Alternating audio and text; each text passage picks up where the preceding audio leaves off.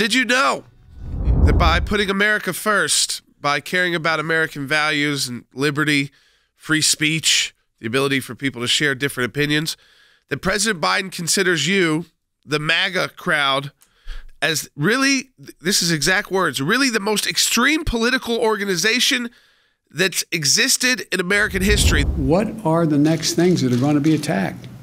Because this MAGA crowd is really the most extreme political organization that's existed in American history. To demonize your political opponents this way, and that is what they're doing. It's not to say don't vote for them because I strongly disagree with their views. It is the demonization, and then we see the weaponization of these various agencies of our government. When Joe Biden, as President of the United States, says, this MAGA crowd is the most dangerous political organizations that existed in American history, he has weaponized the Department of Justice, the Department of Homeland Security, already weaponized with their board that they put up. He has weaponized the Department of the Treasury, which includes the Internal Revenue Service. He's weaponized the FBI to start looking at these people. And how do we know? Because when we sued the FBI, excuse me, the IRS, we've sued the FBI too, but when we sued the IRS and beat them back, we got the emails where they said, hey, what we need to do is get the FEC and DOJ involved in this, and then we'll shut this political movement down. So as soon as they get back in power, they tried the same things, but this time, I think more nefariously and more dangerously. Earlier, he did it at a smaller event, didn't get as much attention because it wasn't related to Roe versus Wade, but take a listen to this one. This is a MAGA party now. It's, you know, you got the senator from Texas and others. These guys are a different breed of cat.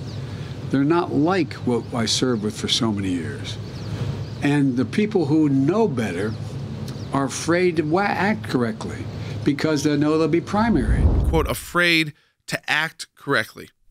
As if he is the arbiter of what is correct, or that the U.S. government should be the arbiter of how we should politically act.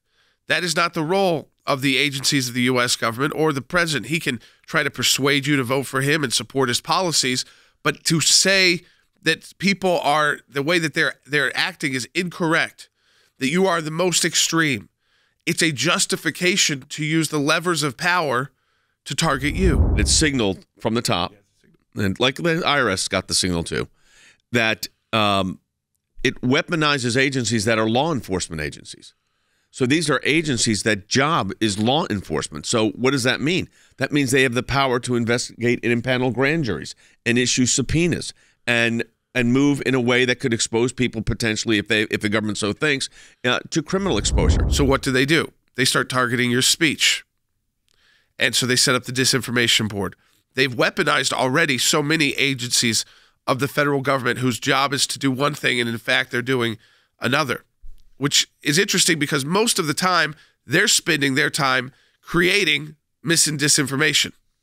So whether it's Mayorkas or whose job is at the border, protecting us from terrorism, they've now labeled you. You're the threat. They backpedaled a little bit on this misinformation board, but the day they do that, and then you have the President of the United States saying the MAGA group is the most dangerous political movement in American history.